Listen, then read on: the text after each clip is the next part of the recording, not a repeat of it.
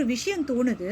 அதாவது சாண்ட்ரா இடத்துல கனி இருந்திருந்தா கண்டிப்பாக பார்வதி அவங்க கிட்ட போய் பேசியிருக்க மாட்டாங்கன்னு வச்சுக்கோங்க. சும்மா ஒரு கற்பனைக்காக சொல்ல வரேன்.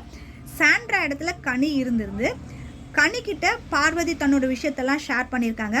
அதே மாதிரி அந்த கார் டாஸ்கில் சாண்ட்ரா இடத்துல கனி இருந்து இவங்க 2 பேருக்குள்ளே இவ்வளோ வாக்குவாதம் நடந்திருந்து அதே மாதிரி கனியை பார்வதியும் கம்ருதீனும் தள்ளி விட்டுருந்தாங்க அப்படின்னா இவ்வளோ பெரிய இஷ்யூ வந்திருக்காது அப்படின்னு தான் எனக்கு தோணுது. ஏன்னா கனி வந்து பார்த்திங்கன்னா ஒரு டாஸ்கில் கானா வினோத் வந்து தெரியாமல் தான் இடிச்சிருப்பாரு. ஆனால் அவங்க போய் விழுந்த விதம் வந்து பார்த்திங்கன்னா பார்க்கறதுக்கு ரொம்ப கஷ்டமாக இருந்தது. ரொம்ப ஹெவியான பெயின் இருக்கிற மாதிரி தான் தோணுச்சு அவங்களுக்கு அந்த அடிப்பட்ட விதம்.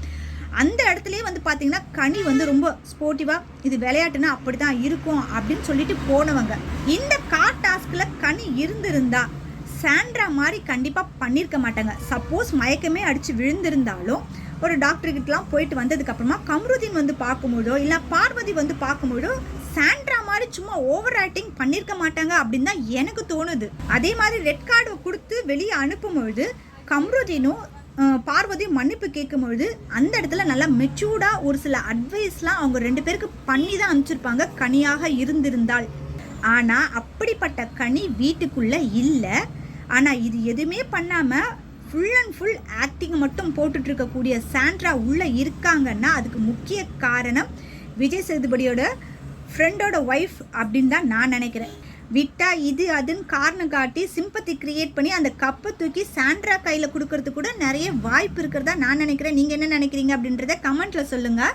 இதில் இன்னும் ஒரு முக்கியமான விஷயம் அப்படின்னா வெளியிருந்து பார்க்கக்கூடிய நம்ம எல்லாருக்குமே சாண்ட்ரா அங்கே பண்ணுறது ஓவர் ஆக்டிங் பண்ணுறாங்க அப்படின்றது தெரியுது. ஆனால் பாவங்க அந்த வீட்டுக்குள்ளே இருக்காங்க பார்த்தீங்களா, சபரி ஆகட்டும், விக்ரம் ஆகட்டும், கானா வினோத், திவ்யா எல்லாருமே அந்த சம்பவம் நடந்ததுக்கு அப்புறமா சாண்ட்ரா உண்மையாலுமே ரொம்ப பயந்து போய் அலறிட்டு இருக்காங்க அப்படின்னு நினச்சிட்டு இருக்காங்க. அதனால தான் சேவ் பண்ணும்போது நிறைய பேர் சாண்ட்ராவை சேவ் பண்ணுறதுக்கான முக்கிய காரணமாகவே இருந்தது.